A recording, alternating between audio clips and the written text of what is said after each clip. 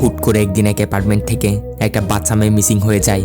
তদন্তে নামে এমন এক অফিসার যার অতীত কিনা এই কেসের সাথে এমনভাবে জড়িত যেটা থেকে সে নিজেকে মুক্ত করতে চাইছিল। শুরু হয় তদন্ত।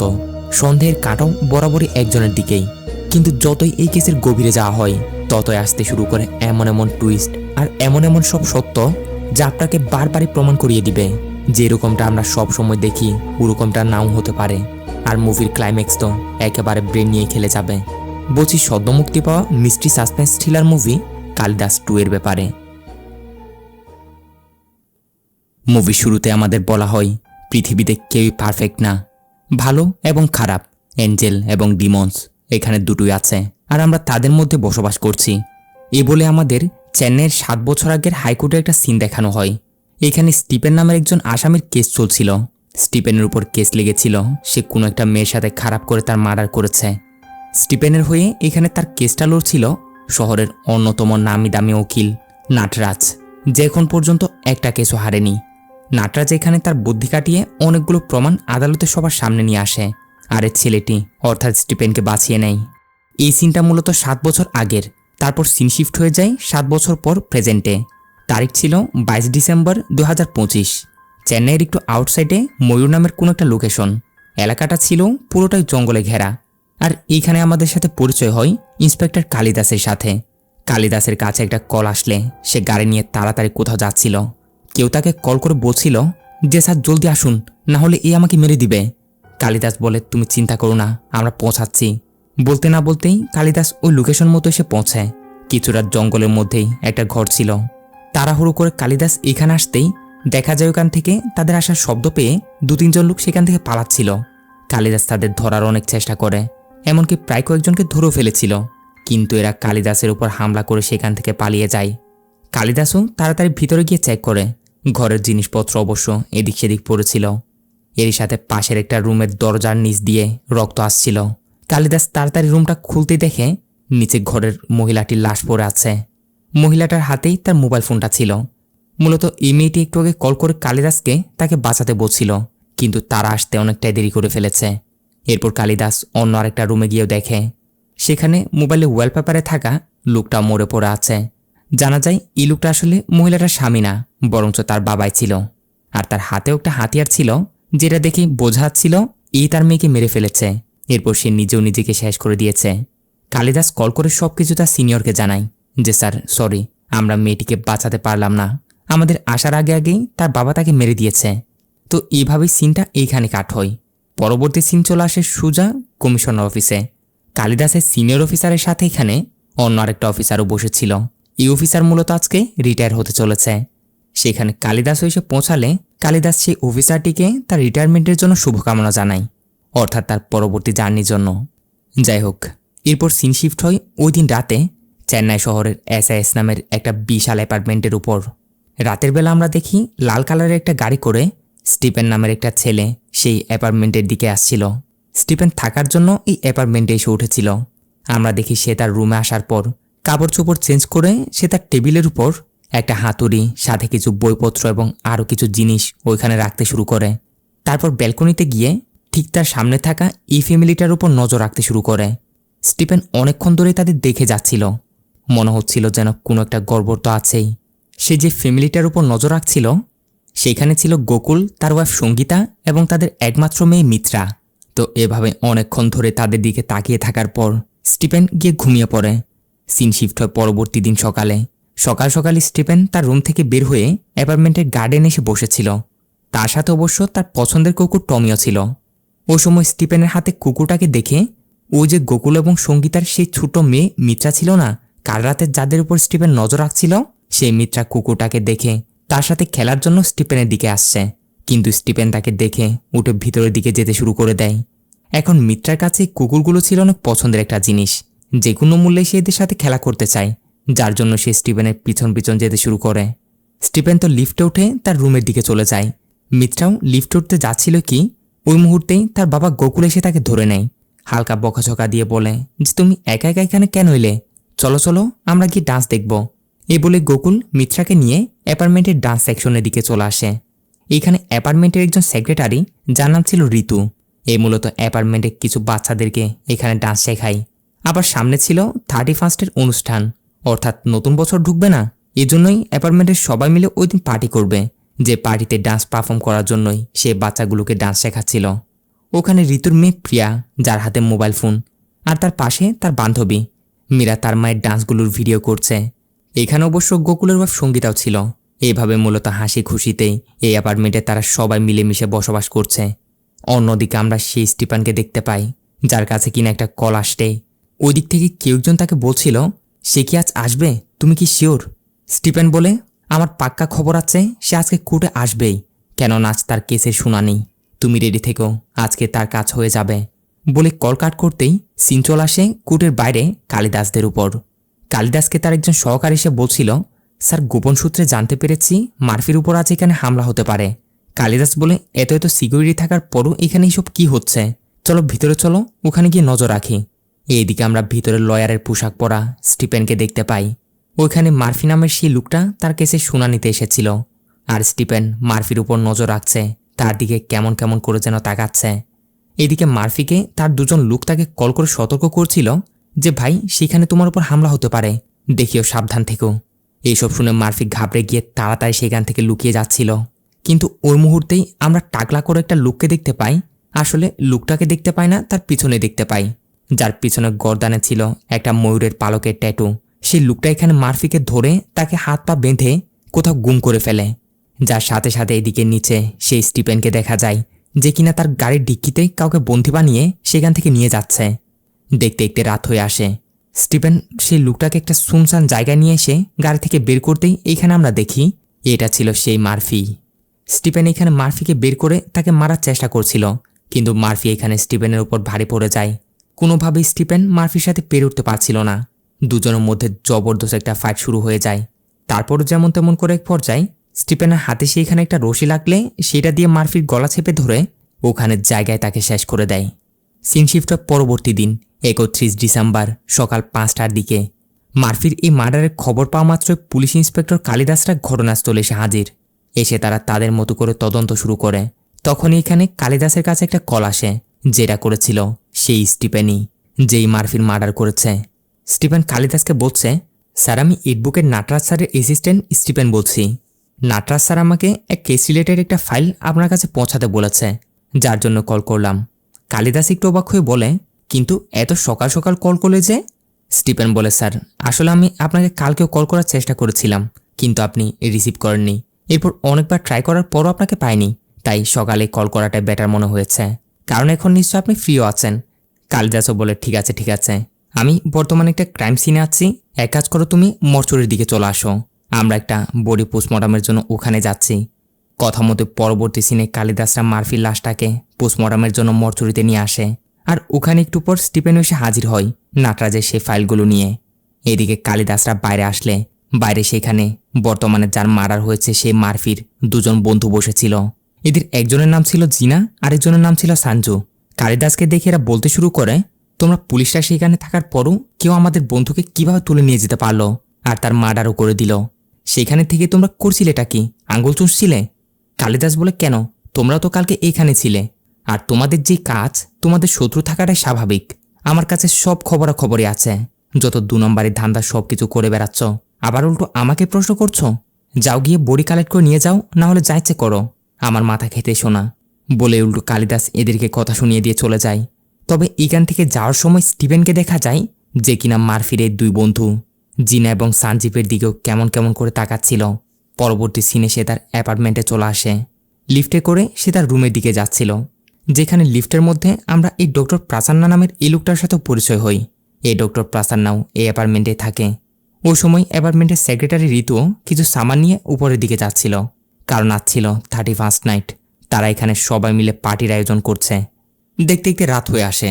31st নাইটের জন্য পুরো অ্যাপার্টমেন্ট অনেক সুন্দর করে সাজানো হয়েছে। অ্যাপার্টমেন্টের সবাই সেইখানে উপস্থিত ছিল, সবাই অনেক হ্যাপিও ছিল। সবাই ডান্স করে, র্যাম্প ওয়াক করে এভাবে পার্টিটা এনজয় করছে। কিন্তু এদিকে স্টিফেনকে দেখা যায়, যে কিনা ওইখানে পাশে দাঁড়িয়ে এই সব কিছু দেখছে। এদিকে গোকুলের তখন অফিসে কোনো একটা জরুরি কাজ পড়ে যাওয়ায় সে তার মেয়ে মিত্রাকে বলে, বেটা আমার একটু কাজ পড়েছে, তাই আমাকে অফিসে যেতে হচ্ছে, তুমি তোমার মায়ের সাথে থেকো, হ্যাঁ আমি এক্ষুনি যাব আর এক্ষুনি আসব। এইদিকে স্টেজে সঙ্গীতা, সেক্রেটারি ঋতু এরা সবাই ডান্স করছিল। গোকুল অবশ্য যেতে যেতে সঙ্গীতাকে ইশারায় বলে যায় যে মিত্রাকে রেখে আমি একটু কাজে যাচ্ছি, তাকে দেখো। সঙ্গীতাও ঠিক আছে বললে গোকুল তার মতো করে চলে যায়। এদিকে সবাই ডান্স করা নিয়ে বিজি। স্টিফেনও অনেকক্ষণ ধরেই দাঁড়িয়ে থেকে এইসব কিছু দেখার পর এক পর্যায়ে সেও তার মতো করে চলে যেতে শুরু করে। ওই মুহূর্তে স্টিফেনের কুত্তাটা দেখে মিত্রা তার পিছন পিছন যেতে শুরু করে। মিত্রা এটাকে ফলো করে সিঁড়ি দিয়ে উঠতে উঠতে উপরে স্টিফেনের রুম পর্যন্ত চলে যায়। রুমের দরজা তখন খোলা ছিল। মিত্রা রুমটার ভিতরে ঢুকতেই রুমের দরজা বন্ধ হয়ে যায়। সিনটা এইখানে কাট হয়। এর কিছুক্ষণ পর করে গোকুল সঙ্গীতাকে কল করে জিজ্ঞাসা করছিল যে পার্টি কি শেষ হয়েছে, মিত্রা কই। আসলে সঙ্গীতার এখনও এইসবের চক্করে মিত্রার উপর খেয়ালই ছিল না। গোকুলকে বলে এখানে আছে হবে আশপাশ কোথাও, বাচ্চাদের সাথে খেলছে আর কি, দাঁড়াও আমি গিয়ে ডেকে নিয়ে আসছি। বলে সঙ্গীতা বাইরে এসে মিত্রাকে খুঁজছে, কিন্তু কোথাও তাকে দেখতে পাচ্ছে না। তাড়াতাড়ি গিয়ে বিষয়টা ওয়াচম্যানকেও জানায়। দেখতে দেখতে পুরো অ্যাপার্টমেন্টে খবরটা ছড়িয়ে পড়লে সবাই মিলে মিত্রাকে খুঁজতে শুরু করে। সেক্রেটারি ঋতু, সঙ্গীতা সবাই। কিন্তু অনেক খোঁজাখুঁজির পর যখন দেখা যায় পাওয়া যাচ্ছে না, তখন সঙ্গীতা তাড়াতাড়ি গোকুলকে কল করে ডেকে নেয়, সাথে পুলিশকেও। কল পাওয়া মাত্রই কালিদাস এবং তার টিম এখানে এসে হাজির। তারা আসতেই রাত 12টা বাজে, অর্থাৎ 1 জানুয়ারির শুরু। বছরের প্রথম দিনের শুরুতেই এরকম একটা ঘটনা ঘটে গেল। কালিদাস সেক্রেটারি ঋতুকে জিজ্ঞাসা করে যে এখানে সিসি ক্যামেরা কয়টা আছে। ঋতু বলে স্যার 32টা মতো হবে। কালিদাস বলে 50টার উপরে ফ্ল্যাট। কালিদাসকে তার সহকারীরা এসে জানায় স্যার আমরা সিসিটিভি ফুটেজ চেক করেছি কিন্তু কিছুই পাইনি। কালিদাস স্যার সহকারীকে বলে আমাদের লুক এখানে কম পড়তে পারে, এক কাজ করো তুমি কোনোরকম করে আরও কিছু লুকানোর চেষ্টা করো। জানি আজ নিউ ইয়ারের দিন, সবাই অনেক বিজি থাকবে, তারপরও চেষ্টা করো। এসব বলে টোলে কালিদাস গোকুল এবং সঙ্গীতার কাছে যায়। বেচারারা মেয়েকে না পেয়ে একদম ভেঙে পড়েছে। কালিদাস গিয়ে তাদের সান্ত্বনা দেয় যে ম্যাডাম আপনারা চিন্তা করবেন না, যত দ্রুত সম্ভব আমরা তাকে খুঁজে বের করে ফেলব। আচ্ছা সে মিসিং হয়েছে এক্স্যাক্টলি কতক্ষণ হতে পারে?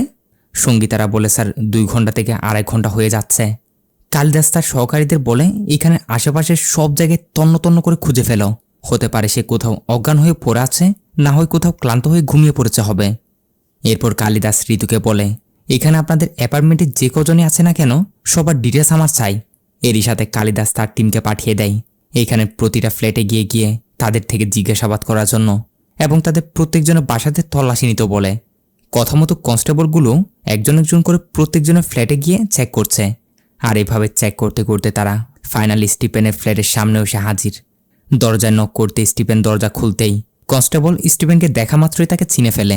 আরে তুমি না ওই দিন আমাদের স্যারকে ফাইল দিতে এসেছিলে, লয়ার নাটরাজ স্যারের অ্যাসিস্ট্যান্ট? স্টিফেন বলে জি স্যার আমি। তো কনস্টেবল এখানে স্টিফেনকে চিনে নেওয়াই বলে আরে তুমি তো আমাদের চেনা পরিচিত, তোমার থেকে আর কি জিজ্ঞাসাবাদ করব। এটা ভেবে সে স্টিফেনের বাসায় চেক করা বাদ দিয়ে সেখান থেকে চলে যায়। একটু পর কালিদাসরাও সব জায়গায় তল্লাশি নেওয়ার পর সঙ্গীতাদের কাছে আসে। সঙ্গীতা জিজ্ঞাসা করে যে স্যার পেয়েছেন কি আমার মেয়েকে? কালিদাস বলে না এখনও পায়নি। ওই সময় সেইখানে এই অ্যাপার্টমেন্টের সেই ডক্টর প্রসন্নও ছিল। প্রসন্ন কালিদাসকে একটু খোঁচা মেরে বলে আরে এ তো তার নিজের বাচ্চাকে এবং নিজের ফ্যামিলিকে বাঁচাতে পারেনি, আর তোমাদের বাচ্চাকে কি খুঁজে বের করবে? অর্থাৎ এটা প্রথম পার্টের ঘটনা হবে। এই ডক্টর প্রসন্ন তো এরকম বলে চলে যায়। কালিদাস তার মাথা গরম না করেই ঠান্ডা মাথায় কেসটা সলভ করার চেষ্টা করে। এখন সমস্যা হচ্ছে আজ যেহেতু নিউ ইয়ারের দিন ছিল, তাই পুলিশ স্টেশনের বাকি টিম এক এক জায়গায় তারা এক একজনের ডিউটি করছে। কালিদাসের কাছে এখানে পর্যাপ্ত পরিমাণ লোক নেই, না হয় তখন তারা কোনো না কোনো কিছু একটা করে ফেলতে পারত। তারপর সে চেষ্টা করছে আরও লোক নিয়ে আসার। কালিদাস এই বিষয়টা তার সিনিয়র অফিসার জজকে জানালে দেখা যায় সিনিয়র অফিসার জজ ইন্সপেক্টর বৈষ্ণবী নামের এই মেয়েটাকে কল দেয়, বলে এরকম এরকম এসআইএস অ্যাপার্টমেন্টে একটা বাচ্চা মেয়ে মিসিং হয়ে গেছে। কালিদাস কেসটা তদন্ত করছে, কিন্তু আমি চাই তুমি গিয়ে তাকে সাহায্য করো, তোমরা দুজনে মিলে কেসটা সমাধান করো। এখন বৈষ্ণবী চাইছিল আজকের এই দিনটা সে তার স্বামীর সাথে কাটাবে, কিন্তু আজকের এই দিনও তাকে ডিউটিতে চলে যেতে হচ্ছে। যাই হোক পরবর্তী সিনে এসে ওই অ্যাপার্টমেন্টে এসে হাজির। এদিকে কালিদাস বিল্ডিংয়ের সব বাচ্চাদেরকেও এক জায়গায় করে তাদের থেকেও জিজ্ঞাসাবাদ করছিল যে তোমরা শেষবার মিত্রাকে কে কোন অবস্থায় কোথায় দেখেছিলে। সবাই এইটাই বলে যে আঙ্কেল আমরা শেষবার তো তাকে তার বাবার সাথে দেখেছিলাম, তারপর কোথায় চলে গেছে আমরা কিছু জানি না, তারপর কোথায় চলে গেছে আমরা সেটা দেখিনি। কালিদাস এদের থেকে এসব জিজ্ঞাসাবাদ করছিলই তখনই সেখানে বৈষ্ণবী আসায় কালিদাস তাকে সেলুট করে। বৈষ্ণবী বলে অনেক রাত হয়েছে, বাচ্চাদের ঘুমানোর জন্য পাঠিয়ে দাও। এরপর বৈষ্ণবী কালিদাসের থেকে এখনকার পর্যন্ত সবগুলো ডিটেলস জিজ্ঞাসা করে। কালিদাসও তাকে সবকিছু খুলে বলে যে আমরা অ্যাপার্টমেন্টের ভিতরে বাইরে সব জায়গাতে খুঁজে ফেলেছি, কিন্তু কিছু পাওয়া যায়নি। এখানে টোটাল 50টার উপরে ফ্ল্যাট আছে, কিন্তু ক্যামেরা আছে মাত্র 32টা। এর মধ্য থেকে আবার কিছু কিছু ক্যামেরা তো কাজই করছে না। বৈষ্ণবী বলে, তোমাদের মাথা ঠিক আছে তো? একটা বাচ্চা মিসিং হয়েছে, আর তোমরা মাত্র 6 জন মিলে তাকে খুঁজছ, আরও লোক ডাকুনি কেন? এটা বলে বৈষ্ণবী এক্সট্রা টিমের জন্য তার সিনিয়রকে কল দেয়, কিন্তু সিনিয়র উল্টো বৈষ্ণবীকে বকে দেয় যে নিউ ইয়ারে রাত চলছে, সবাই সব দিকে ডিউটি করছে, তাই আপাতত যে কজনই আছো ওগুলো দিয়ে কাজ চালাও, আমি দেখছি কোনো এক্সট্রা টিম ব্যবস্থা করতে পারে কিনা। এরপর বৈষ্ণবী কালিদাসদের বলে, এখানে এখন পর্যন্ত যে কটি গাড়ি, সেটা হোক কোনো ডেলিভারি ম্যান বা যারই হোক না কেন, রেজিস্টার খাতা চেক করে তাদের সবার থেকে জিজ্ঞাসাবাদ করো, দেখো কিছু পাও কিনা। কথা মতো কালিদাস এবং তার টিমও সেটাই করছে। এরা এসব করছিলই, এদিকে আমরা সেই স্টিফেনকে দেখি যে কিনা কেউ না দেখে মতো নিচে আসে, কিছুক্ষণ এদিক সেদিক কিছু একটা দেখে তারপর আবার উপরে চলে যায়। ওই মুহূর্তেই অ্যাপার্টমেন্টের অন্য আরেকজন বৃদ্ধ লোক এক জায়গায় খোঁজাখুঁজি করার সময় এখানে সে কিছু একটা দেখেই চিল্লিয়ে সবাইকে সেখানে ডেকে নিয়ে আসে। আর সবাই এইখানে আসতে দেখা যায় এখানে একটা কুকুর মরে পড়েছিল, কেউ মেরে দিয়েছে ওরকম অবস্থাতেই। গোকুল এসে এই কুকুরের গলায় থাকা দড়িটা দেখে বলে ওঠে, এটা তো আমার মেয়ে মিত্রার খেলনার একটা কুকুর ছিল, যেটা নিয়ে সে সবসময় এদিক সেদিক চলে যায়, ওটারই দড়ি। মিত্রা সেই খেলনার কুকুরটাও মিসিং। বৈষ্ণবী কালিদাসদের বলে, এই কুকুরের ফটোটা তুলে অ্যাপার্টমেন্টের সব জায়গায় সবাইকে দেখাও, বের করো এটা কার কুকুর। তারা সেক্রেটারি ঋতুকেও জিজ্ঞাসা করে যে এখানে অ্যাপার্টমেন্টে কার কার কাছে কুকুর আছে, ওই ব্যাপারে কিছু জানো কি? ঋতু বলে, না ম্যাডাম, এই ব্যাপারে তো শিওর বলতে পারবো না। এইখান থেকে কালিদাসরা অ্যাপার্টমেন্টে বাহাদুর নামের একটা লোকের ব্যাপারে জানতে পারে, যেও কিনা ডগ লাভার। তারা তাড়াতাড়ি সে বাহাদুরের ফ্ল্যাটে যায়। অবশ্য সেইখানে বাহাদুরের কাছেও অনেক ডেঞ্জারাস একটা কুকুরও আছে। বৈষ্ণবীরা বাহাদুরকে গিয়ে জিজ্ঞাসা করে যে স্যার, এখানে অ্যাপার্টমেন্টে একটা মেয়ে গায়েব হয়ে গেছে, এর সাথে কিছুক্ষণ আগে আমরা অ্যাপার্টমেন্টের পাশেই একটা মরা কুকুরও পেয়েছি। আপনি কি জানেন এই কুকুরটা কার হতে পারে, বা এখানে কার কার কাছে কুকুর আছে?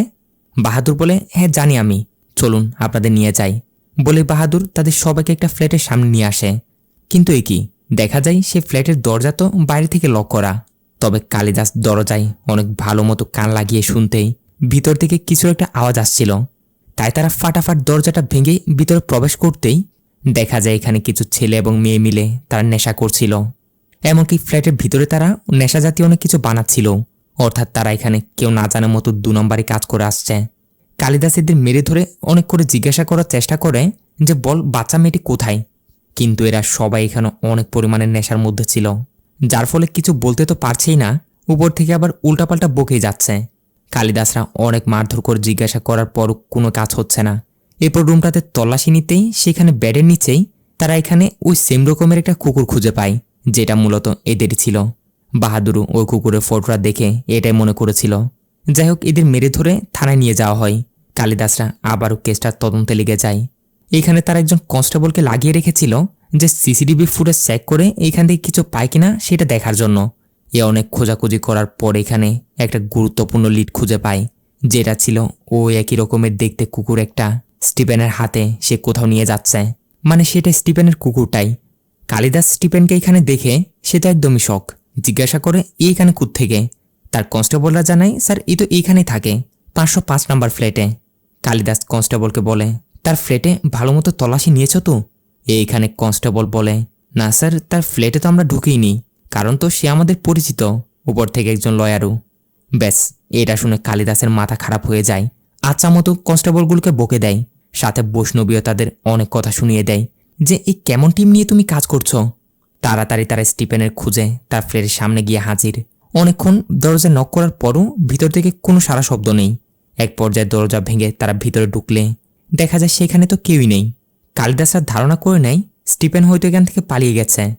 এদের মধ্য থেকে একজন বলে, স্যার কোনো সে চার্চে যায়নি তো? তো সাথে সাথে কালিদাসরা স্টিফেনকে খোঁজার জন্য চার্চেও ছুটে যায়। কিন্তু এখানে এরা চার্চে এক দরজা দিয়ে ভিতরে তো যায়, এদিকে অন্য আরেক দরজা দিয়ে স্টিফেন বাইরে চলে আসে। গাড়িতে উঠে এখান থেকে চলে যাচ্ছিল কি তখন এখানে দুজন অফিসার নাকি দুজন লোক এসে স্টিফেনের মুখে কাপড় পেঁচিয়ে তাকে সেখান থেকে তুলে নিয়ে যেতে শুরু করে।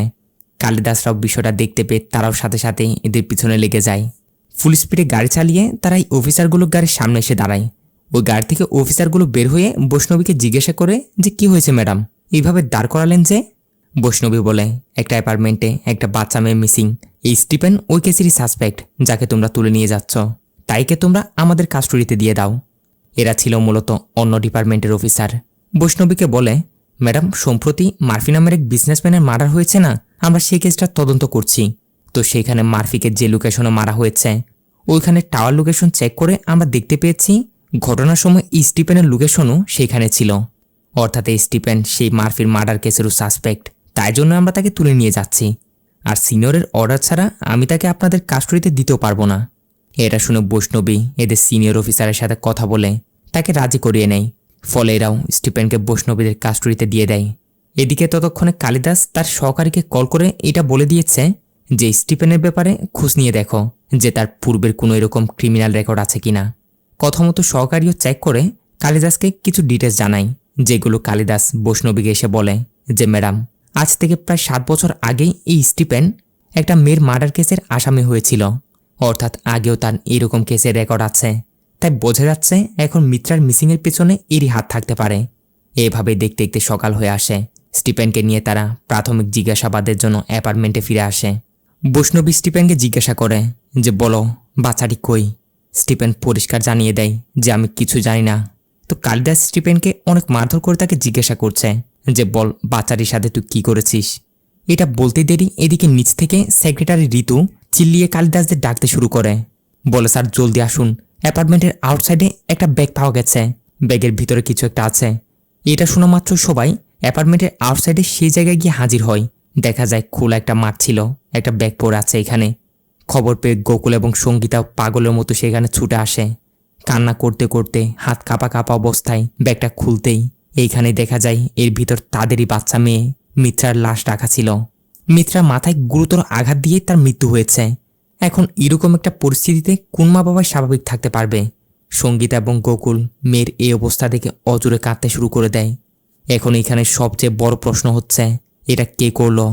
এদিকে স্টিফেনকে দেখা যায় কেউ না দেখে মতো সে ব্যালকনিতে এসে সেই বাচ্চা মেয়ে মিত্রার যে খেলনার কুকুরটা ছিল ওটা ব্যালকনি দিয়ে এক জায়গায় ফেলে দেয়। এদিকে মিত্রাকে এমন হালতে পাওয়ার পর কালিদাসদের তো পুরো মাথা খারাপ হয়ে গেছে।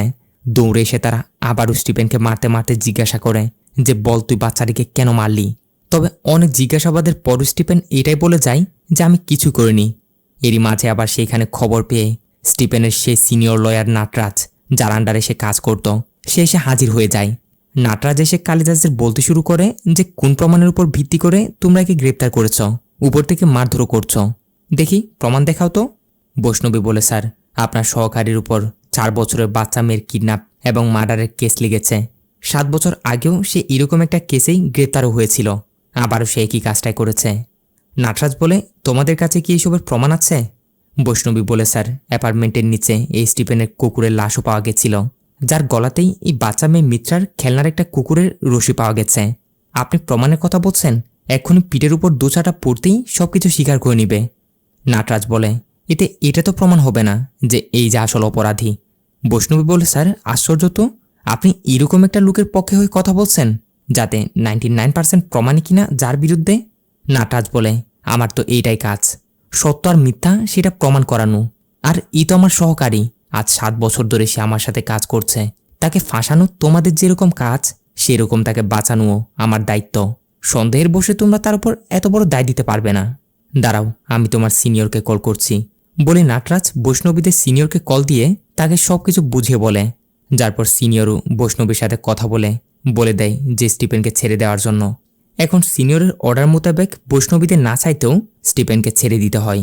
এদিকে মেয়েকে হারিয়ে গোকুল এবং সঙ্গীতার তো যেন পুরো পৃথিবী উল্টে গেছে। মেয়ের জন্য অজোরে কান্না করছিল, তার প্রতিটা স্মৃতি তাদের যেন কুড়ে কুড়ে খাচ্ছে। তো অন্যদিকে আবার স্টিফেনকেও দেখা যায় যেও কিনা তার কুকুরটা ফটো দেখে, অর্থাৎ যেটা মারা গেছিল সেটার জন্য যেন তারও অনেক মন খারাপ। যাই হোক, সিনটা এখানে কাট হয়। বৈষ্ণবীরা যদিও সিনিয়রের কথা মতো স্টিফেনকে ছেড়ে তো দিয়েছে, কিন্তু তার উপর 24 ঘন্টা নজর রাখার জন্য তারা তাদের লুক লাগিয়ে রেখেছিল। এরপর তারা সিনিয়রকে গিয়ে বলতে শুরু করে যে স্যার, আমরা কি অপরাধীদের এই জন্য গ্রেপ্তার করি যেন তাদের লয়ার এসে তাদের ছাড়িয়ে নিয়ে যায়? সিনিয়র অফিসার বলে, দেখো, এই নাটরাজ অনেক বড় একজন অ্যাডভোকেট, এই জন্য আমি তার কথা মতো স্টিফেনকে ছেড়ে দিতে বলিনি। আসল কথা হচ্ছে আমাদের কাছে এখন স্টিফেনের বিরুদ্ধে তেমন পাকাপোক্ত কোনো প্রমাণ নেই। এই অ্যাডভোকেট নাটরাজ এমনই সাথীর একজন লোক এই পুরো বিষয়টা মিডিয়ার মধ্যে ছড়িয়ে দিবে, এতে করে আমাদের ডিপার্টমেন্টের বদনাম হবে। তাই জন্য আমি আপাতত স্টিফেনকে ছেড়ে দিতে বলেছি। কিন্তু আমি এখন তোমাদের বলছি, তোমরা দুজন মিলে কেসটাকে ভালো মতো তদন্ত করো, তার বিরুদ্ধে প্রমাণ কালেক্ট করো। তবে বৈষ্ণবী দাসের সাথে কাজ করতে চাচ্ছিল না। কারণ হচ্ছে দাস নাকি অনেকটা ইমোশনাল, তাকে যেটা করতে বলা হয় সে সেটা না করে তার মতোই কাজ করে। সিনিয়র তাদের ভালো মতো বোঝায় যে এটা অনেক জটিল একটা বিষয়, তোমাদের দুজনকে মিলেই এটা সলভ করতে হবে। সিনিয়রের অর্ডার মতোই দুজন বাইরে এসে এই কেসটা নিয়ে কথা বলছিল। তখনই সেইখানে তাদের সাথে দেখা করার জন্য সেই অ্যাপার্টমেন্টের সেক্রেটারি ঋতু এসে হাজির। ঋতুকে দেখে মনে হচ্ছিল যেন কোনো একটা বিষয় নিয়ে সে অনেক চিন্তিত। এসে কালিদাসদের বলতে শুরু করে, স্যার আমি আপনাদের সাথে জরুরি কিছু কথা বলতে এসেছি। দাস বলে, কল করেও তো বলতে পারতে, চলো বলো কি কথা। এটা বলতেই ঋতু কিছু একটা বলতে যাচ্ছিল কি, তখনই তার মোবাইলে একটা কল আসলে সে কল রিসিভ করে কথা বলতেই অনেকটাই ঘাবড়ে যায়। একটু ধীরে ধীরে কাউকে বলতে শুরু করে, তুমি চিন্তা করো না, আমি সব কিছু সামলে নিব। বলে কল রেখেই কালিদাসকে এসে বলতে শুরু করে, স্যার আমাদের অ্যাপার্টমেন্টে থাকতে অনেকটাই ভয় লাগছে, বাকি সবাই অনেক ভয়ের মধ্যে আছে। দাস বলে, তোমরা চিন্তা করো না, আমরা জলদি অপরাধীকে ধরে নিব, আর যতদিন না তাকে ধরতে পারছি আমরা সেখানে ফুল সিকিউরিটিও দিব। ঋতু বলে, স্যার আমি আপনাকে একটা কথা বলতে চাই। ওই দিন আমার মেয়ে প্রিয়া এবং তার বান্ধবী বাচ্চা মেয়ে মিত্রা এবং সেই স্টিফেনকে লিফটে করে যেতে দেখেছিল। এটা শুনে দাস বলে, এই কথা তুমি আমায় আগে বলোনি কেন? ঋতু বলে, স্যার আমি অনেকটাই ভয় পেয়ে গেছিলাম, এত কিছু হচ্ছিল বুঝতে পারছিলাম না কি করব। সেই সব বলছিল কি, আবারও ঋতুর মোবাইলে একটা কল আসে। ওই দিক থেকে কেউ একজন তাকে কিছু একটা জানাতেই ওইখানে বসে ঋতু কাঁদতে শুরু করে দেয়। সাথে সাথে দাসদের নিয়ে সোজা অ্যাপার্টমেন্টে এসে হাজির। এইখানে আসতে জানা যায় ঋতুর মেয়ে প্রিয়ার যে বান্ধবীটা ছিল না, তার সেই বান্ধবীটা এখানে সুইমিং পুলে পড়ে মারা গেছে।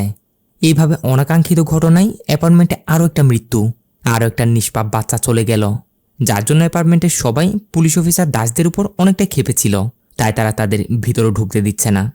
দাস তাদের কোনোরকম শান্ত করে গোকুলকে সাইডে নিয়ে যায়, বলে যে দেখো আমি বুঝতে পারছি তোমাদের উপর দিয়ে কি যাচ্ছে, আমাদের কিছুটা সময় দাও, আমরা জলদি এই অপরাধীকে ধরে নিব।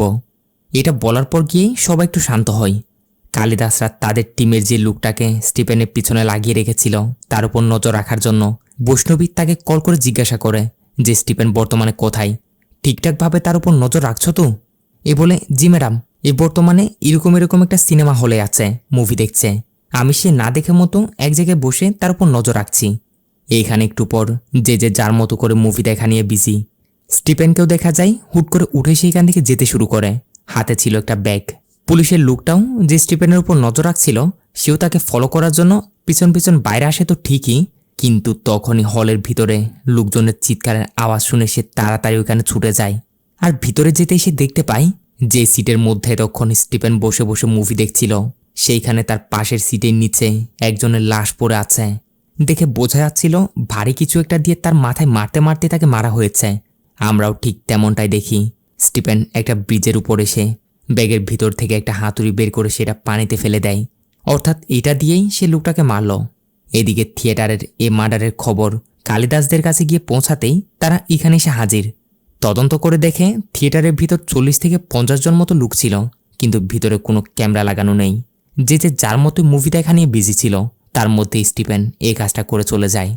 দাস সবকিছু তদন্ত করে কল করে ডিটেলসগুলো বৈষ্ণবীকে জানায়। অন্যদিকে আমরা দেখি স্টিফেন তার ফ্ল্যাটে ফিরে আসে। এখানে আসতেই সে তার ফ্ল্যাটের বাইরে দেখতে পায় সে ছোট্ট মেয়ে মিত্রার ওই খেলনার কুকুরটা, যেটা সে ব্যালকনি দিয়ে নিচে ফেলে দিয়েছিল, কেউ এটা তার ফ্ল্যাটের সামনে রেখে দিয়েছে। কিন্তু এটা কে করেছে, এটা এখানে কিভাবে আসলো, ওইটা স্টিফেনের মাথায় ঘুরছে। এদিকে থিয়েটারে মার্ডারের খবরটা পাওয়ার পর বৈষ্ণবী তো রেগেমেগে স্টিফেনকে গ্রেপ্তার করার জন্য আসছে। কালিদাস বারবার তাকে কল করার চেষ্টা করছিল যে এখন স্টিফেনকে গ্রেপ্তার করো না, তার বিরুদ্ধে এখনও আমাদের তেমন কোনো প্রমাণ নেই, কিন্তু বৈষ্ণবী তো কলই ধরছে না। সোজা সে স্টিফেনের দরজায় নক করে। আওয়াজ শুনে স্টিফেনও বাচ্চা মেয়ে মিত্রা সে খেলনার কুকুরটাকে এক জায়গায় লুকিয়ে দেয়। এরপর গিয়ে দরজা খুলতেই বৈষ্ণবী এবং তার টিম মিলে স্টিফেনের উপর ঝাঁপিয়ে পড়ে, তাকে মারধর করে বন্দী বানিয়ে নেয়। গ্রেপ্তার করে তাকে সেখান থেকে নিয়ে যাওয়া হচ্ছিল, আর অ্যাপার্টমেন্টের সবাই দাঁড়িয়ে দাঁড়িয়ে সেগুলো দেখছে।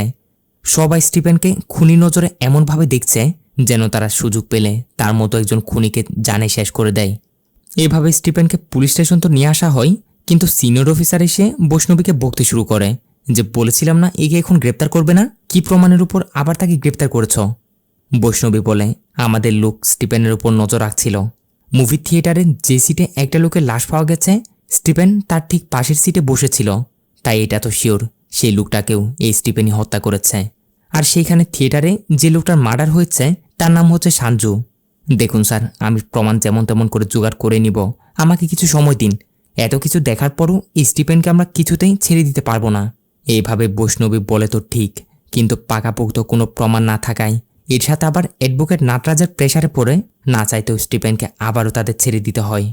ছাড়া পেয়ে স্টিফেন যখনই আবারও তার অ্যাপার্টমেন্টে ফিরে আসে, তখন গোকুল তাকে দেখে সাথে সাথেই কালিদাসকে কল করে বলে যে আপনারা এইভাবে এত বড় একজন ক্রিমিনালকে কিভাবে ছেড়ে দিতে পারেন। দাস একটু মন খারাপ করে বলে, তার বিরুদ্ধে আমরা এখনও তেমন কোনো প্রমাণ পাইনি, যার জন্য তাকে আদালতও তোলা যাবে না। শুনে গোকুল রেগেমেগে কল কাট করে দেয়। এখানে কালিদাস বৈষ্ণবীকে বলে, ম্যাডাম, আমরা এত কিছু দেখার পরও কেন স্টিফেনকে গ্রেপ্তার করতে পারছি না? কেন ওই অ্যাডভোকেট নাটরাজ তাকে বারবার বাঁচাতে চাচ্ছে? এই কেসটা সলভ করতে হলে আমাদের আগে এই বিষয়ে জানতে হবে। চলুন নাটরাজ স্যারের সাথে গিয়ে একবার কথা বলে দেখি। বলে পরবর্তী সিনে কালিদাস সেই নাটরাজের কাছে গিয়ে তাকে স্টিফেনের ব্যাপারে জিজ্ঞাসা করে, 7 বছর আগে তার উপর যেই কেসটা লেগেছিল তার ব্যাপারেও। এখানে নাটরাজ তাদের সব কিছু জানায়, যেখান থেকে কালিদাসরাও কিছু সত্যতা জানতে পেরে একদমই শখ। কি জানতে পেরেছে, নাটরাজ তাদের কি বলেছে, ওটা আমরা একটু পরে দেখব। এর আগে এইসব কিছু জানার সাথে সাথে কালিদাসরা সোজা আবারও সে অ্যাপার্টমেন্টে এসে হাজির। গিয়ে ধরা হচ্ছে মিত্রার মা সঙ্গীতাকে। এখানে চলে আসে জবরদস্ত একটা টুইস্ট।